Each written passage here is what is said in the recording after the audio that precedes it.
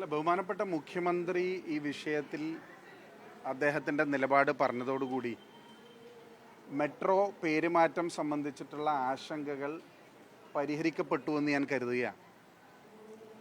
യഥാർത്ഥത്തിൽ എങ്ങനെയാണ് കൊച്ചി മെട്രോ റെയിലിൻ്റെ പിറവി ഉണ്ടായതെന്ന് നമ്മൾ മനസ്സിലാക്കണം. ദീർഘകാലം ചർച്ച ചെയ്ത് ഇവിടുത്തെ ജനങ്ങളുടെ ആവശ്യപ്രകാരം അന്നത്തെ ഉമ്മൻചാണ്ടി സർക്കാർ ഡോക്ടർ ഇ ശ്രീധരൻ്റെ നേതൃത്വത്തിൽ ഡൽഹി മെട്രോ റെയിൽ കോർപ്പറേഷനെയാണ് KMRL എന്ന് പറയുന്ന ഒരു കമ്പനി പിന്നീട് ഫ്ലോട്ട് ചെയ്തതിന് ശേഷം DMRCയും KMRLും ചെയ്താണ് ഈ പദ്ധതി ആരംഭിച്ചത്. ഒരു ഓർഗനൈസേഷൻ എന്നുള്ള രീതിയിൽ KMRL വളർന്നപ്പോഴാണ് DMRC അതിൽ നിന്ന് പിന്മാറുകയും പിന്നീട് കൊച്ചി മെട്രോ റെയിൽ അനുബന്ധ മെട്രോ റെയിൽ പദ്ധതി വികസിപ്പിക്കുകയും എല്ലാം ചെയ്തത്. KMRL എന്ന സ്ഥാപനം മെട്രോ റെയിൽ നിർമ്മാണത്തിൽ മാത്രമല്ല, മറിച്ച് നിരന്തരമായ കൊച്ചിയുടെ വികസനവുമായി ബന്ധപ്പെട്ടിട്ടുള്ള പ്രൊജക്ട്സ് ഡിസൈൻ ചെയ്യുന്നതിലും ഇംപ്ലിമെൻ്റ് ചെയ്യുന്നതിലും വലിയ പങ്ക് വഹിച്ചിട്ടുണ്ട്. ഇപ്പോൾ കനാൽ റീജനുവിനേഷൻ പ്രോജക്റ്റിൻ്റെ ഡീറ്റെയിൽ പ്രോജക്റ്റ് റിപ്പോർട്ട് തയ്യാറാക്കിയിട്ടുള്ളത് കൊച്ചി മെട്രോ റെയിലാണ്.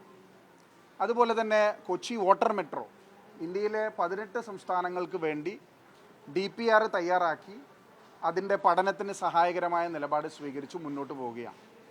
അപ്പോൾ ഈ പേരിനെക്കുറിച്ച് മെട്രോ തുടങ്ങി 10 വർഷം പൂർത്തീകരിക്കുമ്പോൾ ഓപ്പറേഷണൽ പ്രോഫിറ്റായി കൊച്ചി മെട്രോ റെയിൽ മാറിയിരിക്കുകയാണ്. ഈ ഓർഗനൈസേഷൻ എല്ലാ പ്രതിസന്ധികളെയും മറന്ന് പുതിയ ലൈനുകൾ തുടങ്ങാനും ഓപ്പറേഷണൽ പ്രോഫിറ്റായും അതിൻ്റെ കമേഴ്ഷ്യൽ എസ്റ്റാബ്ലിഷ്മെൻറ്റ് സൈഡും വളർത്തി മുന്നോട്ട് പോവുകയാണ്.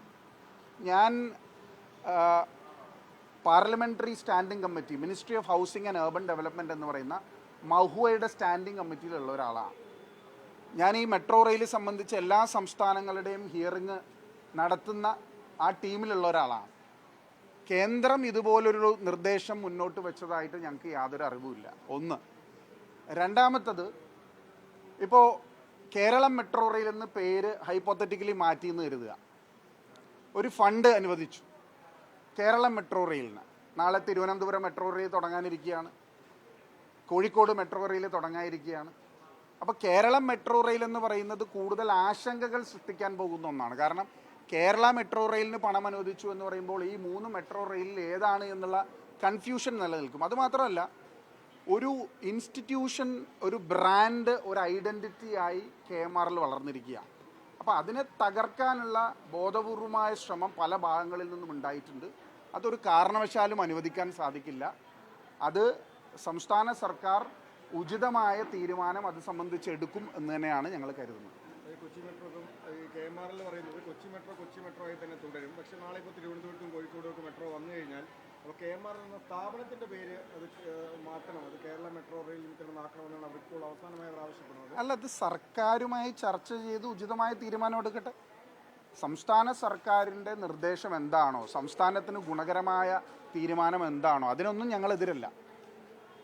സർക്കാരുമായി ചർച്ച ചെയ്യാതെ മാധ്യമങ്ങളിൽ വരുന്ന വാർത്തകൾ ഒരുപാട് ആശങ്കകൾ ഉണ്ടാക്കുന്നുണ്ട്. ഞാൻ പറഞ്ഞല്ലോ, ഒരു ഇൻസ്റ്റിറ്റ്യൂഷൻ എന്നുള്ള രീതിയിൽ ഒരു ഓപ്പറേഷണലി പ്രോഫിറ്റബിൾ ആയിട്ടുള്ള ഒരു ഇൻസ്റ്റിറ്റ്യൂഷനായി ഇത് വളരുമ്പോൾ ഇതിൻ്റെ എക്സ്പാൻഷൻ ഒരു MDയുടെ കീഴിൽ നിന്ന് 3 മെട്രോകളിലേക്കെല്ലാം മാറുമ്പോൾ ഒരുപാട് ആശങ്കകൾ ഉടലെടുക്കുന്നുണ്ട്.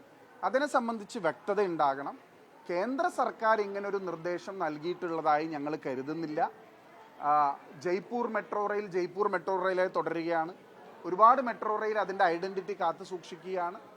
ഒരു ഇൻ്റഗ്രേറ്റഡ് മാസ്റ്റർ പ്ലാൻ ട്രാൻസ്പോർട്ടേഷന്, സീംലെസ് ട്രാൻസ്പോർട്ടിന് വേണമെങ്കിൽ അത് സംബന്ധിച്ച് സംസ്ഥാന സർക്കാരുമായി ചർച്ച ചെയ്ത് ഉചിതമായ തീരുമാനം ഗവൺമെൻറ് കൈക്കൊള്ളും എന്ന് ഞാൻ കരുതുകയാണ്. നിലവിൽ ഈ ആശങ്കകൾക്ക് യാതൊരു അടിസ്ഥാനവുമില്ല.